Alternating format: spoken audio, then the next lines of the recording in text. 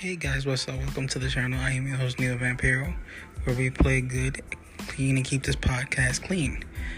I'm the same Neil Vampiro that's on Neil Vampiro Gaming at youtube.com and Twitch, Neil Vamp 97.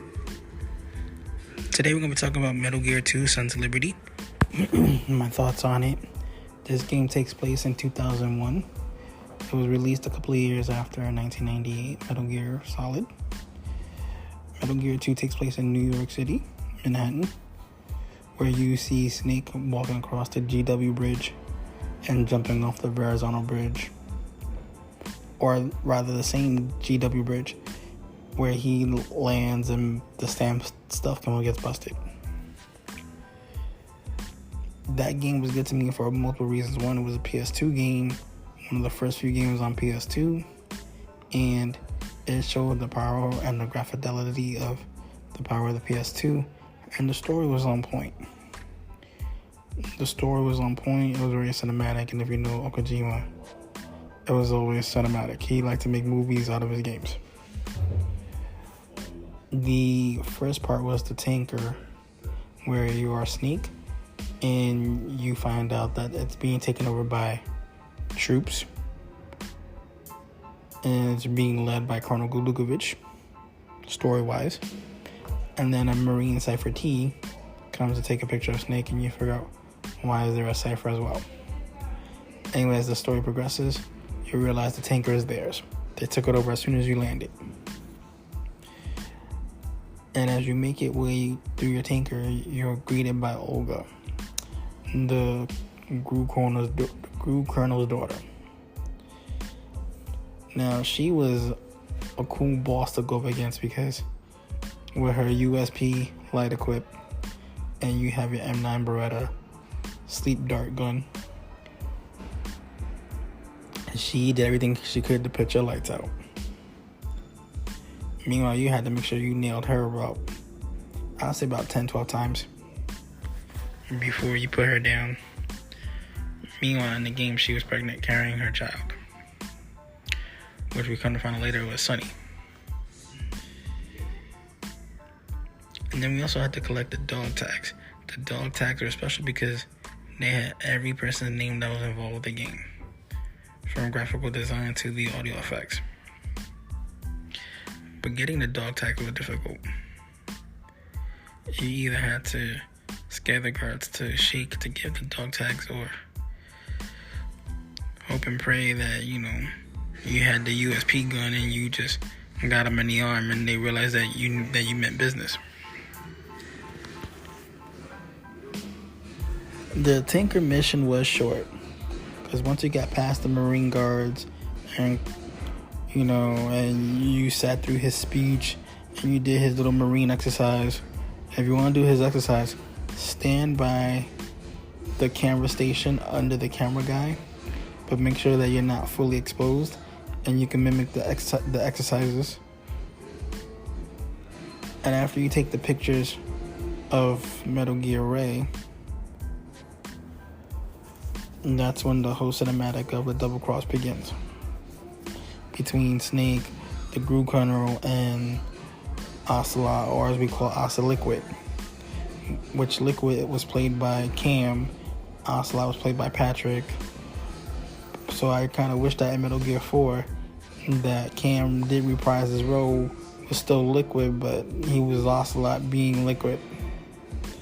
It got kind of flat. Metal Gear 2 was better because you heard the voice changes. Once you got past Metal Gear's tanker mission and it said complete, for a minute for me, I thought the game was over. Like, we just spent all this money for a short little sequel stint, which was shorter than Metal Gear Ground Zeroes. It was nothing more than replayable missions of the same, prison scenery. So once you go into the plant side of things, if you chose the tanker plant, not plant separate. Once you chose the plant, you see another cut intro where everybody is going through the oil rig to defend it because it's being taken over. and we're going through the oil fence, we still led to believe that we are Solid Snake, David Hayter, which is still Solid Snake at this time, where he was just given the role more than audition, because come Metal Gear 3 and on, 3 and 4, he had to re-audition. It wasn't until 5 where the voice of Snake had changed hands. So once you get into the plant mission, you realize right away it's like sort of like starting off the way Shadow Moses did, from under the water pool hall. And then you realize right away the voice that's speaking in the codec next to the Colonel, which is played by Paul Langley, which is you think is still the Colonel, is not the Colonel, but we'll get into that later. It's someone else. He's been called Snake, and they changed his name to Raiden because it's the same name as the bad guy that's running this whole operation. No one knows at the time that he's a third Snake from the Blue Turi project, where the snakes were born. Meanwhile, Eva was the mother of all three snakes, Solidus, Liquid, and Snake themselves. That's why Raven says blood from the east flow through your veins, implying that Solid Snake was carried by someone that was from the West. And as you know, Eva was from the West because she used to work for the Japanese. At least that's what the story says. So once you get into that, and then he pulls back his hood, you realize it's not Snake, it's someone else entirely. And as a player, you're mad as hell. Why the bait and switch? Why the April Fool's joke? We thought we're playing Metal Gear as Solid Snake. Nope, it's someone else entirely. And through this whole game, you're made to play as this character, Raiden.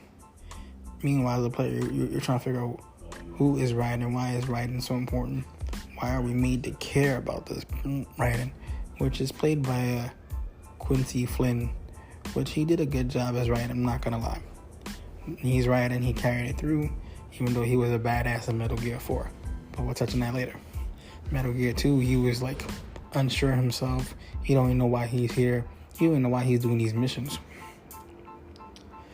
So as he's going through the tanker, Strat A, Strat F, rather Strat A and F first, and you get inside, you realize that they already start taking over.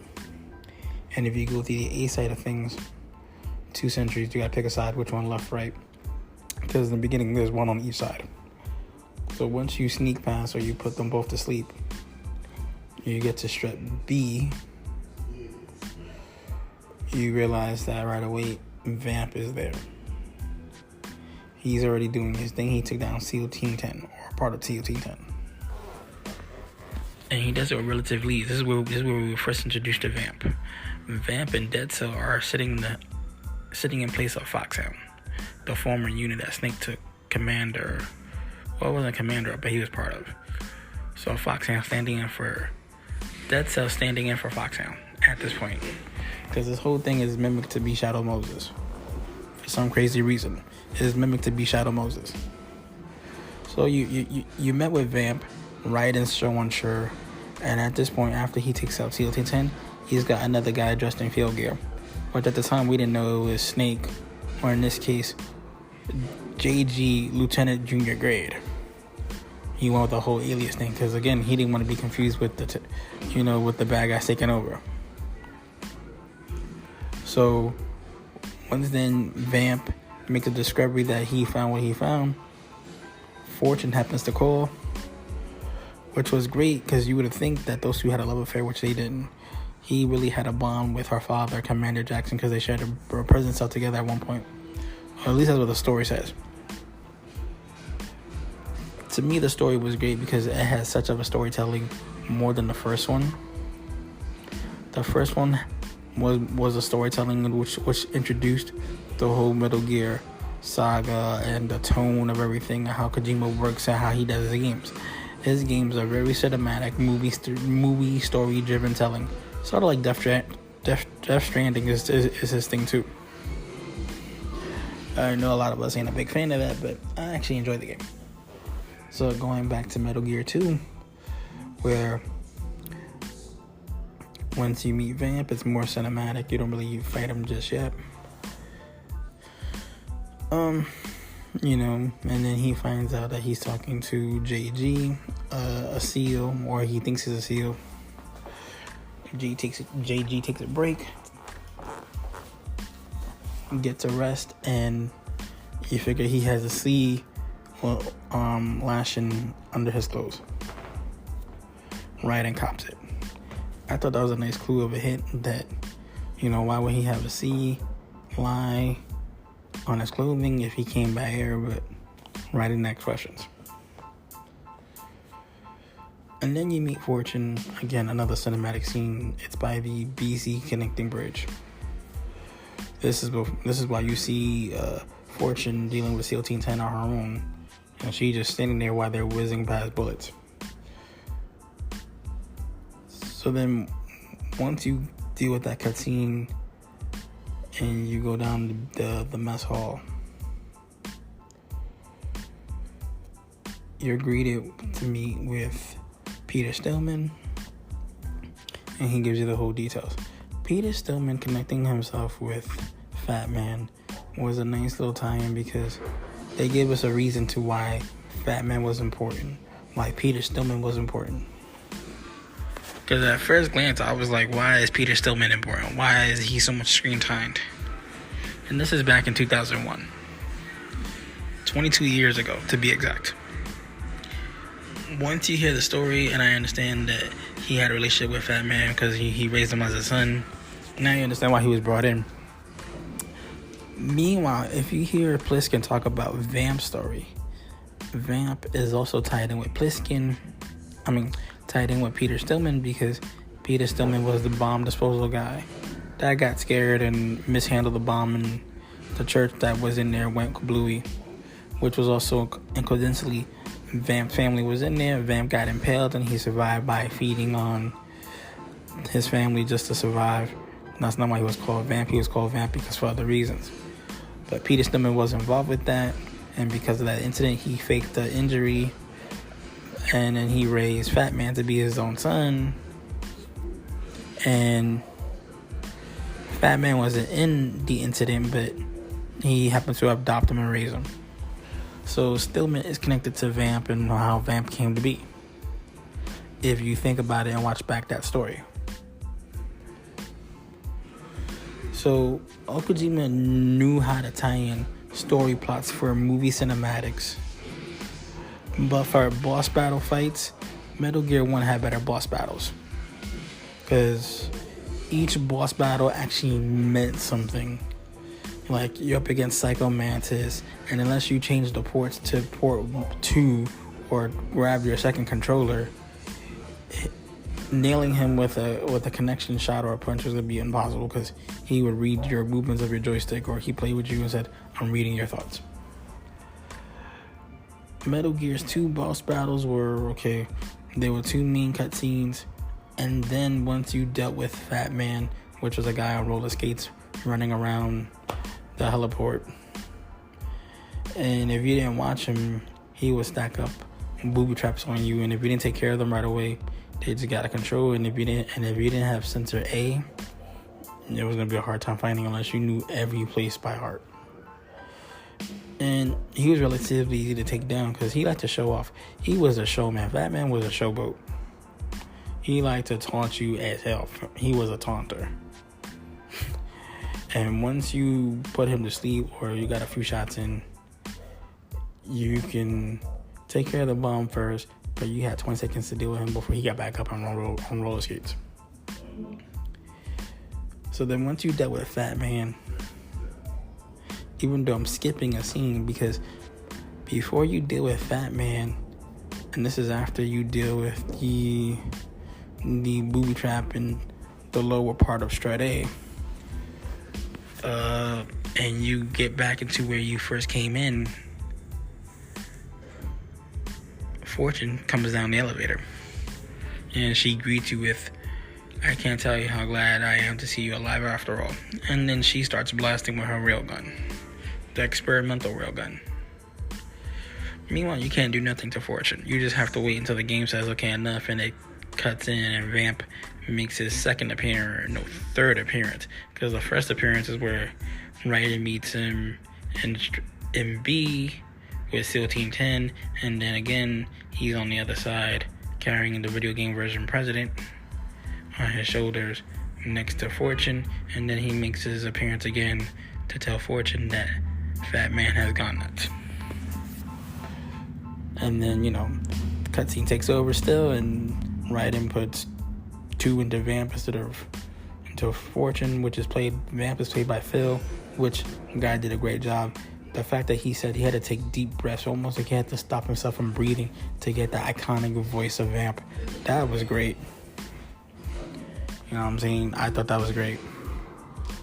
So then you deal with that, then you deal with Fat Man. After you deal with Fat Man, after the whole roller skate explosive bit, and you pull Fat Man away and you get his dog tag too, don't ever forget to get dog tags. Getting the dog tags are important. Getting the dog tags now in today's generation gaming is essential because you get a trophy for that. Back in the day, in the PS2 era, there was no trophy or achievements. But if you do it now, you get a trophy for it. Just keep that in mind. So, but you have to get the HD collection if you want the trophy added onto it. So after you do a Fat Man, you see the ninja, the cyborg ninja, which clearly you could tell it's more like a stealth field gear than a cyborg ninja, but they try to mimic Shadow Moses as much as they could. They tried. And the ninja gives you the clothing, the cell phone, keep the vibration function on, and I think the PAL card too, if I'm not mistaken. And then, after they say what they have to say, and they switch to nanomedications, she breaks off, or rather, he breaks off, because we don't know that was Olga until much later on. And then he just flips out like Olga, because Olga and the ninja both do the same side over the railing flip, if you pay close attention. Which by now, us Metal Gear veterans, we know that. So Okajima had a thing for anime and kotakus and long storytelling. And if you play Metal Gear 3 and you go into the base in Grad, and you meet the rocket scientist or the original leader, he has all the Metal Gear stuff on his desk, including the more futuristic ones that came later on.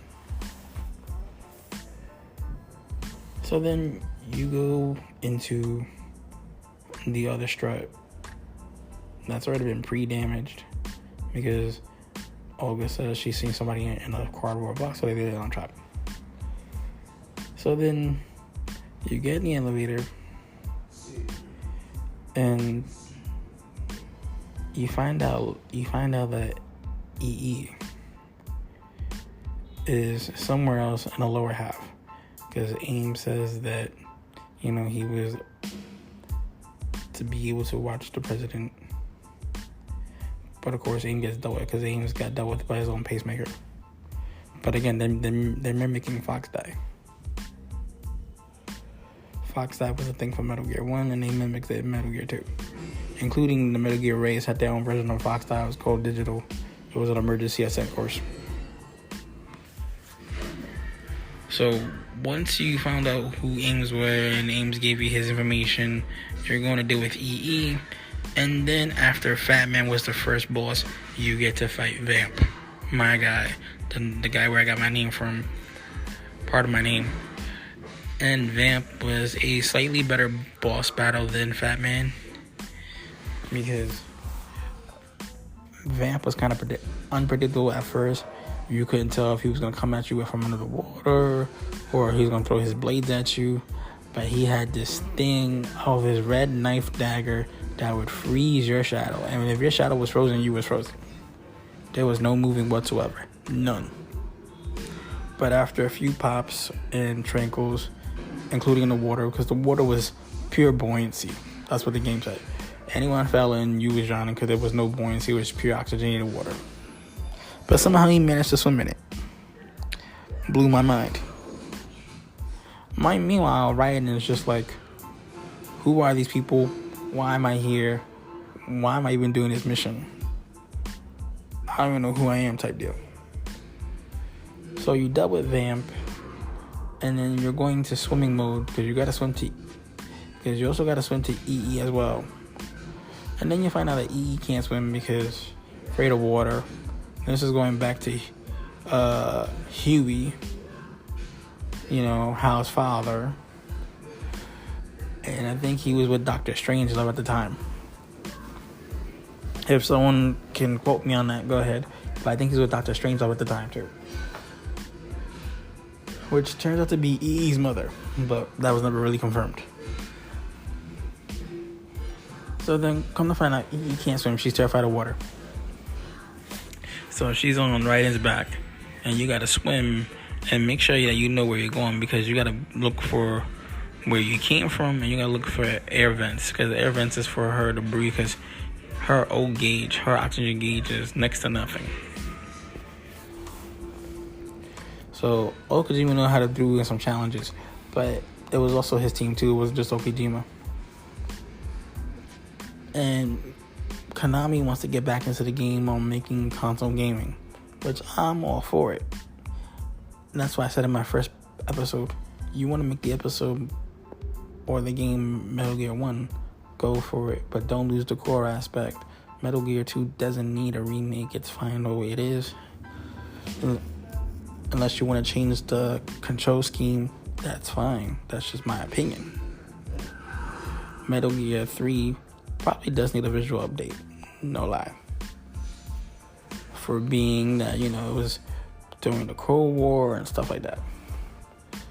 So after you dealt with Vamp, and then you help EE and her fears, there's really no boss battle with that either. Other than the fact of after EE, and then she walks the pontoon, and you gotta protect her from the guards and ciphers. Fun fact: if you point your microphone towards the strut that EE is walking towards you can hear Johnny's voice.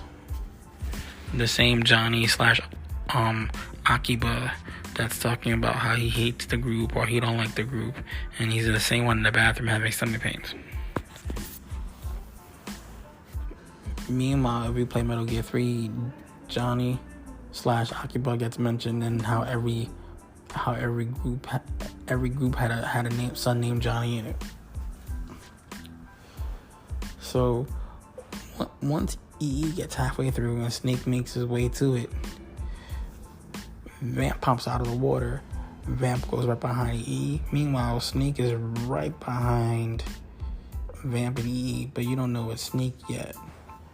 You won't know it's Snake until you do the Harrier versus You mission with Solidus, Snake, and Vamp flying the jet.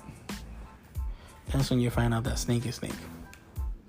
Because even that was not really a boss battle. That was just like a filler battle. And yes, I said that. The Snake versus the Harrier and You was more like a filler battle than a boss battle. Because once you used the Stinger missile, it was pretty much self-explanatory. It wasn't that big of a deal. This is why I said Metal Gear 1 did have better boss battles, in my opinion. But the ones that have the better boss battles in all of them, have to say Metal Gear 3. Metal Gear 3 had above and beyond boss battles, but we'll touch on that later. So once that Vamp deals with EE and you give Vamp the final shot, or was it the final shot? Because if you watch the cutscene later on, Vamp is still walking the bridge, but that's later. So after you get her to the computer and she uploads for the program,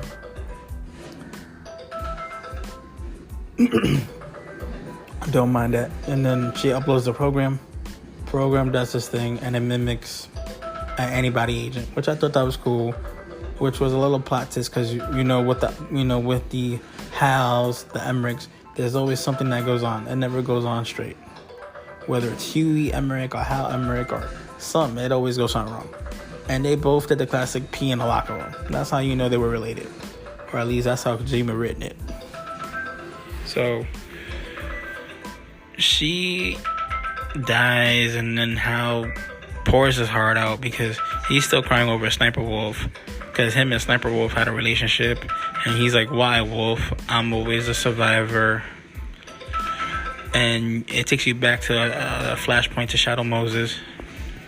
And I have to admit, he does miss Wolf to this day. So it's like the Emmerichs always have like a dark cloud from over them. Kojima and the group is always into that tragic drama, or as Asla would say, a tragic heroine. So then you don't get the real boss battle until you in the S3 kernel, where it's Raiden versus a bunch of Metal Gear Rays. About 25, 26, that was the number, but we don't go through that many. And the rotation is knee, head, knee, head, knee, head, knee, head. I mean, you can get a headshot right away, but it's risky, but it's always easier to go for the knee first than the head. And then this is what kills me. Whenever Raiden does his dodge attack or his dodge animation, he does a flip, not a tuck and roll, a full-on side flip. You mean to tell me that no ammunition, no bullet, no nothing will hit his leg on the way of that? Because at least Snake would do a quick roll. So, after that, Raiden almost gives up, which I thought that was the end right there. Raiden says he can't do it. In comes Olga, aka Miss Ninja. And Solidus, the former president of the game, does his thing, puts her lights out. And that's when you find out later on, between that, where Fortune is already saying, I captured Snake, that you find out that that's his son. Not literally, more like adopted son. And that's why we are made to care about Jack, because they're mimicking Shadow Moses, where Liquid and Snake, Solid, are trying to get out from their father's thumb, which is Big Boss, which is the first Snake. Meanwhile, no one's talking about the mother of all snakes. Okay, the mother of all snakes that went into space. And she was known as the Boss. And I forgot her name, because I think they mentioned her name once or twice. So anyway, you find out that's his son. Ocelot is acting like he's surprised, but meanwhile he scripted the whole thing, because this is all based on Shadow Moses, because he's running a test. Meanwhile, we're wondering why this whole thing mimics Shadow Moses. We don't know that until later on. So it's more like a Shadow Moses remake of a reboot, but we figure out why. So then once that happens, Fortune gets dealt with finally, because she tried her little mind-bending trick. If you ever watch Wanted, where bullets just curve around things, but in this case she's supposed to be like this supernatural person that can make bullets dodge around her. Kind of find out it was Ocelot giving her a gadget. But meanwhile, when he was in Ray and he went to go nuts and unload his payload onto everybody, and they were still handcuffed, and she's bleeding out from her chest, but he thought he got her in the heart, but he didn't. She really did have supernatural abilities that saved everybody before she died. Meanwhile, he's saying this in his Liquid voice, not his Ocelot voice. Or maybe he was saying this in his Ocelot because he liked to change back and forth at the time. So then, Snake gets hit with a bullet in his handcuff. He breaks free, and he says it's like surfing is a good way to go. Ocelot goes off with Ray. Snake is behind Liquid, and they go plunging in the water. So then once they crash into New York, which is downtown New York, which is not that far from the World Trade Center at the time, And this happened right after 9/11, where we had that big battle between Raiden and his makeshift father, which is also known as the King Snake. And this is how Metal Gear Rising was come to be, because this is how Metal Gear Rising was born, through that scene where it's the sword-on-sword battle.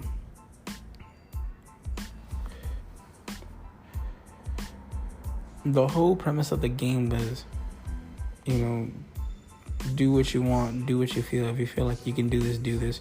Just because you was born into a family legacy or you was born into it by blood, don't just do it because your blood says so. You're not chained to it. You're not chained to fate. You're not ruled by your blood. You're not ruled by machines. The choice is yours to make. At least that's the message I got that Okajima was trying to send. We could pass on our memories by pictures, or in this case DVDs, flash drives, flash pictures, or even now YouTube to our next generation. But we don't have to be what we're told to be because we're expected to be. We do because we want to. Don't be chained to fate, which was Liquid's fear. He was like, you have the recessive genes and I have the inferior genes. We're chained to fate because we are ruled by our genes. Our late father was in his 50s when he made his copies. Our raw materials have vintage, brother. And meanwhile, he said this in Metal Gear 2. You are drowning in time. I know what it's like. He does it in Metal Gear 2. Meanwhile, we don't know that at this point, Snake wasn't going through accelerating aging until Metal Gear 4. But we was told that Snake could never reproduce. So, Okajima had a thing for making his games into movie storytelling. Because like I said in my first episode of Metal Gear 1, the rebirth of a franchise, he wanted to get into movies when he first started, but he got into game development as his first job. Okajima and Konami, hand in hand, made what Konami is and was. Because Konami now is more about Yu-Gi-Oh! And little games here and there, but they really went heavily on the pachinko bit. And now they're going back into video game making and console making, and hopefully we get to see Silent Hill or a Metal Gear remake. I mean, I know they've been hinting on Metal Gear 3, but us fans, we are clamoring for Metal Gear 1 remake. And please keep the core of the game intact, true to the story. Bring back as many people as you can. For us older fans and new fans too, bridge that gap, because Capcom knew how to bridge that gap with Resident Evil. When they remade the first game, they kept the core elements of the original and they added on some stuff and they expanded on it. So they left almost a blueprint, no pun intended, of how to make a remake. So please, Konami, do that, and you guys can come back to your glory days, or at least show that you care about the franchise, because Metal Gear Survive was not it. So by this point, Jack is Jack. He beat his father into a sword battle. He falls off the top of the building where I think it was Washington that was standing above. And then gonna find out it's President's Day. Jack meets Rose and so forth and so forth. Snake points out why we're wearing dog tags and who's the name of dog tag. I love the fact that you as a player, no matter who's playing the game, you get to see your name on a dog tag. I thought that was a nice touch. That was a nice fourth wall breaking. I thought that was really cool. So now we get to see why Metal Gear Rising or Revengeance was born. Mind you, point of fact, Metal Gear Revengeance or Metal Gear Rising wasn't made by Konami's team. He had sourced it out to another team developer. That's why the game is the way it is. It was done by a different team, different developer, because Kojima and his team was busy doing other stuff. I think at this point they were doing Metal Gear... I think Acid was in the play then, or they were just porting over Metal Gear Peace Walker is the reason why. And the first sword mechanics that they used was going to be good. It was like all around. You could hit anything, destroy anything. But as the game progressed, you see Raiden becoming more into his own. And he tells Rose that he has more field experience, that he's a child soldier. He's been fighting since he was a kid, and how they feed him with gunpowder was mixed in with the food. At least that's what the story said. So it was a great game for us for that time, for the transition of PlayStation 1 to PlayStation 2. The story was there. I didn't like the fact that it was a bait and switch where we went from being Snake to not being Snake, and we had to almost forced to care about Raiden.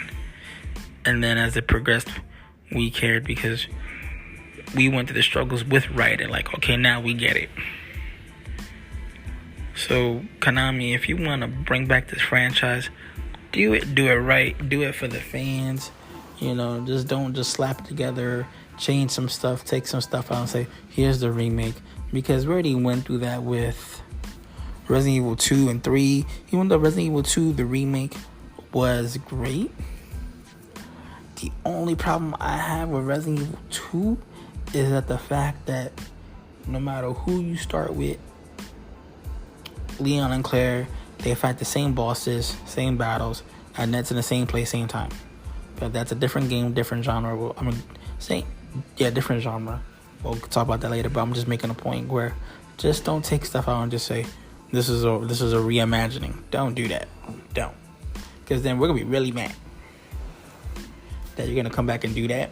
Nah, don't insult our Metal Gear intelligence. So we are really hoping that Konami does come back with the Metal Gear remake.